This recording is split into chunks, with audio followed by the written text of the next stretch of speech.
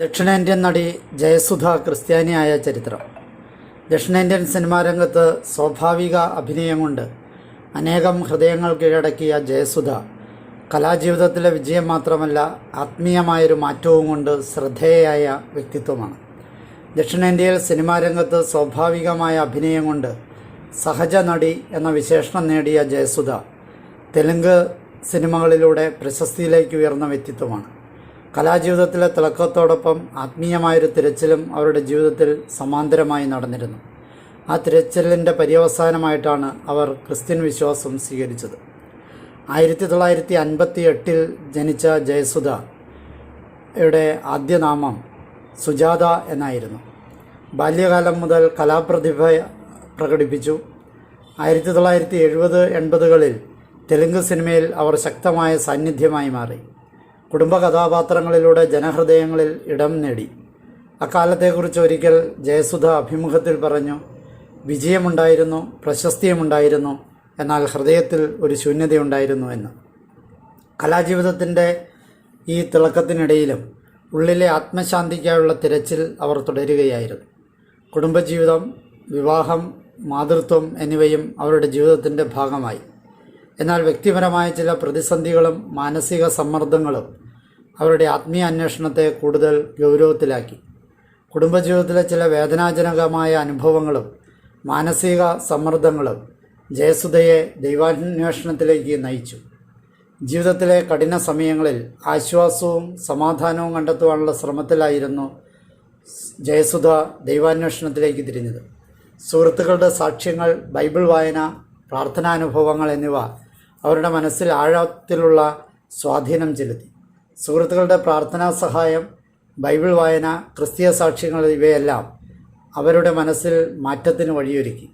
അവർ പിന്നീട് നടത്തിയ ചില അഭിമുഖങ്ങളിൽ ഇപ്രകാരം പറഞ്ഞു, പ്രാർത്ഥനയിലൂടെ ലഭിച്ച സമാധാനം എന്നാണ് അവർ വിശേഷിപ്പിച്ചത്.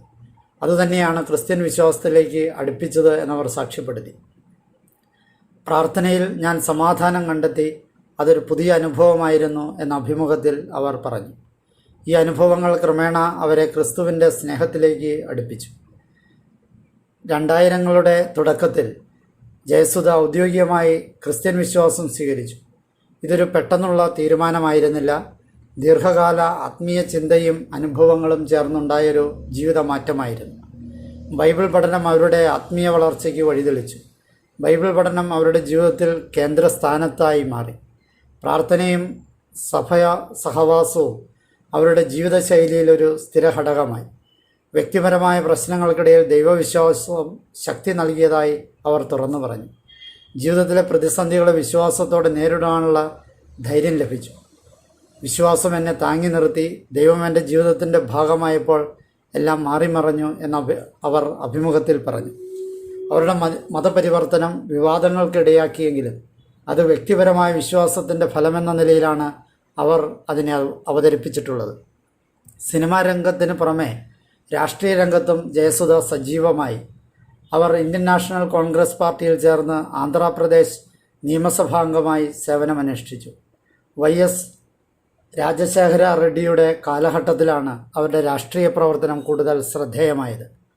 വിശ്വാസവും പൊതുസേവനവും ഒരുമിപ്പിക്കാനായിരുന്നു അവരുടെ ശ്രമം. മതം വ്യക്തിപരമായ ആത്മീയ അനുഭവമാണെന്നും മറ്റുള്ളവരുടെ വിശ്വാസങ്ങളെ മാനിക്കണമെന്നും അവർ പലവട്ടം പറഞ്ഞിട്ടുണ്ട്. ജയസുധയുടെ ക്രിസ്ത്യാനിയായിത്തീരൽ ഒരു വ്യക്തിയുടെ അന്തർയാത്രയുടെ കഥയാണ്. കലാജീവിതത്തിലെ വിജയം, കുടുംബജീവിതത്തിലെ വെല്ലുവിളികൾ, മാനസിക സംഘർഷങ്ങൾ ഇവയെല്ലാം ചേർന്നാണ് അവർ ദൈവാന്വേഷണത്തിലേക്ക് കടന്നുപോയത്. പ്രാർത്ഥനയിലൂടെ സമാധാനം കണ്ടെത്തിയ അനുഭവം തന്നെയാണ് അവരുടെ ജീവിതമാറ്റത്തിന് ആധാരമായത്. ഒപ്പം ബൈബിൾ പഠനവും. ഇന്നവർ വിശ്വാസത്തോടെയും അനുഭവജ്ഞാനത്തോടെയും ജീവിതം മുന്നോട്ട് കൊണ്ടുപോകുന്ന ഒരു വിശ്വാസിയ വ്യക്തിത്വമായി തുടരുകയാണ്.